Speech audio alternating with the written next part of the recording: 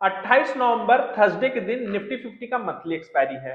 Bank Nifty का जो monthly expiry हुआ वो कहीं ना कहीं स्लाइटली बुलिश था, या लगभग आप कह सकते हैं फ्लैट। निफ्टी 50 में भी जो मूवमेंट आया वो लगभग बैंक निफ्टी ही जैसा था। लेकिन इंपॉर्टेंट ये बात है कि थर्सडे के दिन सबसे बड़ा रेजिस्टेंस एरिया कल के लिए क्या होने वाला है और कल का निफ्टी 50 का मार्केट क्या होगा। अभी आप स्क्रीन में जहां पे देख रहे हैं, मैं एक रेजिस्टेंस एरिया शो कर रहा हूं निफ्टी 50 के लिए, जो कि आप डायग्राम में क्लियर विजिबल है कि 24,426 और 24,330 ये एक छोटा सा जोन है जो प्रीवियसली हम लोग देख चुके हैं कि निफ्टी 50 बार बार यहां से हर्डल लिया है और यही इसी पॉइंट से नीचे आया है। और अभी मैं एक बार सेगमेंट्स के थ्रू बता रहा हूं कि market higher high higher low बना रहा है कि लोअर हाई लोअर लो बना रहा है, क्योंकि इसी से आपको ट्रेंड का पता चलता है। और अभी मैं यह स्क्रीन में लगाया हूँ फिबोनाची रिट्रेसमेंट। इसमें मैं ये देख रहा हूँ कि यहाँ से जो यहाँ पे मार्केट शुरू हुआ था और ये जो ऊपर गया है, इस पे अगर मार्केट नीचे जाएगा तो मार्केट कहाँ पे आके सपोर्ट ले सकता है और इसके लिए कौन कौन सा इंपॉर्टेंट सपोर्ट लेवल्स है। तो पहले इस जो डायग्राम में मैंने अभी जो भी कुछ बोला, एक बार इसको एक बार एक्सप्लेन कर देता हूं ताकि आप लोग को समझ में आ जाए कि रेजिस्टेंस एरिया क्या है और सपोर्ट एरिया क्या है और कल हमको कहां पे बाई करना है जहां से हमारा रिस्क सबसे कम से कम हो। बेसिक्स में हम लोग चलते हैं। देखिए मार्केट यहाँ पे क्लियर था कि आपका हाई यहाँ से नीचे आ रहा था, जैसे ये आपका हाई एरिया है, ये हाई ये हाई ये हाई नीचे नीचे जा रहा है, लो भी आपका नीचे जा रहा है नीचे जा रहा है, तो यहाँ तक कोई दिक्कत नहीं है कि आपका मार्केट यहाँ पे डाउन ट्रेंड है। मार्केट फर्स्ट टाइम रेजिस्टेंस के ऊपर मार्केट क्रॉस किया, अगेन मार्केट क्या किया, एक नया लो लगा दिया। तो जब मार्केट नया लो लगा दिया तो अगेन क्या हुआ, ये डाउन ट्रेंड कंटिन्यू हो गया। मार्केट एक ही अटेम्प्ट में इस हाई को क्रॉस किया, क्रॉस करते साथ ऊपर जाने के बाद मार्केट को नीचे आना था और फिर नया हाई लगाना था। लेकिन प्रॉब्लम यहाँ पे ये हो रहा है कि मार्केट में ने ये जो हाई लगाया एग्जैक्टली उसी मोमेंट पे आज मार्केट हाई लगाया और उसी मोमेंट से वहां पे मार्केट नीचे आ गया। यहाँ पे जो आपको दिख रहा है हल्का सा नीचे आ गया, सॉरी।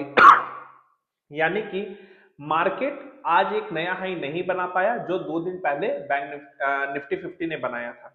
तो कल के लिए एक हर्डल क्या है, तो सबसे पहले जान लीजिए 24,426 से लेकर 24,330 ये एक ऑलरेडी प्रूवन है कि ये हर्डल एरिया है। जैसे आप देख चुके हैं कि इसी हर्डल से मार्केट नीचे आया है, यहां से भी नीचे आया, यहां से भी नीचे आया है। तो हम लोग को इसको रेस्पेक्ट करना बहुत जरूरी है।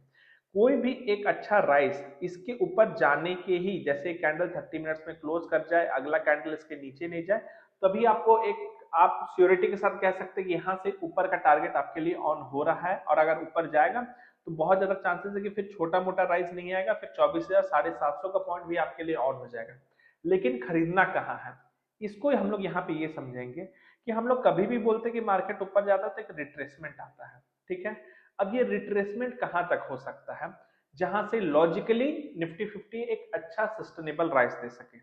तो देखिए मैं यहाँ 3 लेवल्स आपको निकाल के रखा हूँ, 23,923, 23,800, 26,700। ये तीनों फिबोनाची का लेवल है। मार्केट में जो राइज आया है तो ये कहा जाता है फिबोनाची के हिसाब से कि अगर एटलीस्ट यहां से रिट्रेस करता है मार्केट तो ये जो राइज होता है वो सस्टेनेबल, आप कह सकते हैं कि सस्टेनेबल राइज है। अब सस्टेनेबिलिटी का भी 3 क्राइटेरिया है कि अगर यहां से कर रहा है तो बहुत अच्छा बात है, इससे कर रहा है तो ये जो एरिया है 50% का एरिया, ये 38% एरिया से ज्यादा बेहतर है और सबसे बेस्ट एरिया होता है 61%। तो देखिए ये लेवल का चांसेस क्यों है कि कल मार्केट आ सकता है। रीजन बिहाइंड कि मार्केट में कल मंथली एक्सपायरी है और वोलेटिलिटी यानी कि 15-20 मिनट के लिए या आधा घंटा के लिए या पोजीशंस को ट्रैप करने के लिए हो सकता है कि एक बड़ा कैंडल मार्केट में क्रिएट हो और जो भी पोजीशन लॉन्ग करके रखे हुए वो लोग यहाँ पे अपना पोजीशन स्क्वायर ऑफ कर ले, तो ये एक बहुत बड़ा चांसेस है। तो मैं आप लोग से सजेशन ये दूंगा कि आपके लिए ध्यान में ये रखिए कि एटलीस्ट इससे पहले तो हम लोग बाई नहीं करेंगे। 24,126 मैं यहाँ पे लिख दे रहा हूँ, 24,126 से पहले हम लोग बाई करना पसंद नहीं करेंगे। यहाँ पे अगर कोई कैंडल स्टिक्स आपको ये दिखाएगा कि यहाँ से कोई रिवर्सल का साइन दे रहा है तभी हम लोग यहाँ से बाय करेंगे। अगर कोई रिवर्सल का साइन नहीं आता है तो इट्स पॉसिबल कि मार्केट में ऐसा कोई नीचे की ओर स्पाइक लग सकता है और कोशिश करेंगे जितना इसके करीब हो सके वहां पे खरीदने का हम लोग ट्राई करेंगे। 23,923 यानी कि 950 भी आया तो वहां पे खरीदने का ट्राई करेंगे। उससे चांसेस ये होगा कि हमारा जो लॉस होगा वो छोटा होगा और रिवॉर्ड होगा वो बड़ा होगा। अगर कोई भी कंफ्यूजन है तो आप लोग क्या कर सकते हैं कि कल का मंथली एक्सपायरी को अवॉइड करके उसके नेक्स्ट वीक का निफ्टी 50 का एक्सपायरी में ट्रेड कर सकते हैं। इससे आप लोग सेव भी रह सकते हैं और आगे के लिए पोजीशन बेहतर तरीके से प्लान कर सकते हैं। निगेटिव हम लोग कब प्लान करेंगे?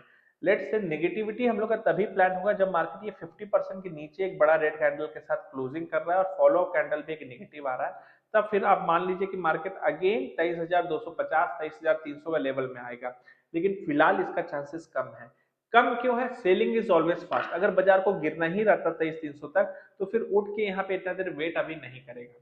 ठीक है, तो कल के लिए अभी हम लोग प्लानिंग बाय ऑन डिप ही रखेंगे। तो लेकिन डिप कौन सा होगा? Support area 23,923 23,800। तो जितना इसके करीब हो सके उतना कोशिश कीजिए कि यहाँ पे बाय करने का। व्हाट इफ मार्केट इसके ऊपर ही गैप अप हो गया? लेट्स से ये जो हम लोग का रेजिस्टेंस एरिया है इसके ऊपर ही गैप अप हो गया। अगर मार्केट मान लीजिए इसके ऊपर ही गैप अप हो गया, मैं एक बार यहाँ पे ड्राइंग्स को इरेज कर रहा हूँ और वो रेजिस्टेंस एरिया शो कर रहा हूँ क्योंकि मैंने आपको अभी नीचे का लेवल्स यहाँ पे बता दिया है। तो कल के लिए इंपॉर्टेंट आपका ये होगा, मान लीजिए मार्केट इसके ऊपर ही गैप अप हो गया और गैप अप करके इसी एरिया में सस्टेन कर रहा है, तब फिर हम लोग आगे के लिए प्लानिंग करेंगे। सबसे पहला टारगेट आपका 23,500 होगा। अगर 23,500 के भी ऊपर निकल गया मार्केट तो फिर आप 24,500 होगा आपका टारगेट। अगर 24,500 के ऊपर निकल गया तो आपका अगला टारगेट 24,750 का होगा। तो इस पॉइंट को ध्यान में रख के ही आप लोग ट्रेड प्लान कीजिएगा। 24,500 के ऊपर निकलते साथ बड़ा राइज मार्केट में पॉसिबल है, खासकर निफ्टी 50 में। लेकिन ये तभी पॉसिबल है कि मार्केट गैप अप हुआ और उसके बाद सस्टेन किया फिर ऊपर निकल गया। फ्लैट ओपनिंग पे हम लोग आधा एक घंटा मार्केट को समय देंगे, 30 मिनट से 60 मिनट एटलीस्ट समय देंगे और मार्केट के डायरेक्शन के हिसाब से ही काम करेंगे। लेकिन हमेशा याद रखिए कि जितना सपोर्ट लेवल के नजदीक बाय कीजिएगा उतना आप लोग बेटर पोजीशन में रहिएगा प्रॉफिट बनाने के। चलिए एक बार बैंक निफ्टी का चार्ट को भी देख लेते हैं कि बैंक निफ्टी का चार्ट में क्या बोल रहा है। Same as Nifty 50 bank Nifty भी उसी हर्डल एरिया पे है जहां पे निफ्टी 50 भी है।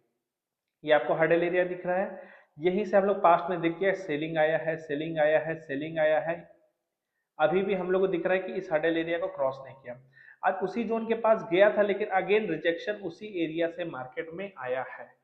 तो अभी हम लोग इस एरिया को समझ लेते हैं कि ये एरिया कितना आपका बड़ा है। आपका एरिया अपर लिमिट आ रहा है 52,427 और नीचे का एरिया आ रहा है 52,222। तो एक बार मैं यहाँ लिख दे रहा हूँ ताकि आप लोगों को क्लियर हो जाए।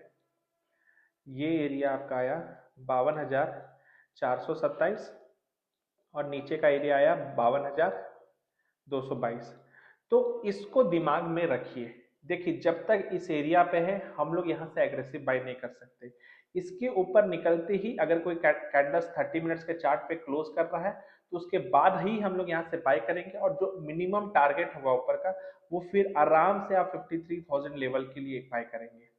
देखिए मैं दोनों इंडाइसेस में लंबे टारगेट ऊपर के लिए इसलिए दे रहा हूँ क्योंकि मार्केट मल्टीपल टाइम इस रेजिस्टेंस को फेस कर चुका है, 1 2 3 4 5। तो क्या हुआ ना, मार्केट जितना बार उसी रेजिस्टेंस एरिया को बार बार हिट करेगा तो चांसेस बहुत ज्यादा रहता है कि मार्केट उसको वापस से ब्रेक कर दे और ब्रेक करने के बाद एक नया रैली मार्केट में शुरू हुआ है।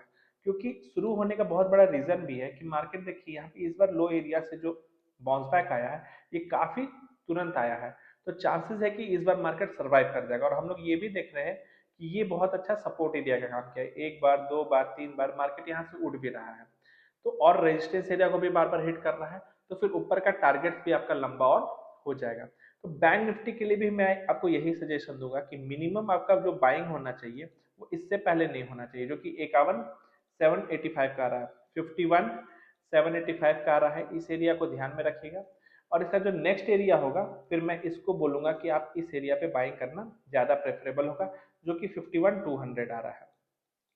तो आप लोग को कोशिश क्या करना है? कोशिश ये करना है कि 51,200 से लेके 51,500 का जो लेवल है ये आपका बाइंग एरिया होना चाहिए कि यहाँ से जितना नजदीक हो आपका सपोर्ट के नजदीक होगा, आपका स्टॉप लॉस छोटा होगा और आपका टारगेट बड़ा प्लान करेंगे। निफ्टी में वोलेटिलिटी की वजह से बैंक निफ्टी में भी वोलेटिलिटी आ सकता है तो इसको ध्यान में रख के ही कल का ट्रेड प्लान कीजिएगा। चलिए फिर हम लोग फ्राइडे मिलेंगे, कल मिलेंगे सेंसेक्स के वीडियो के लिए। Okay, thank you.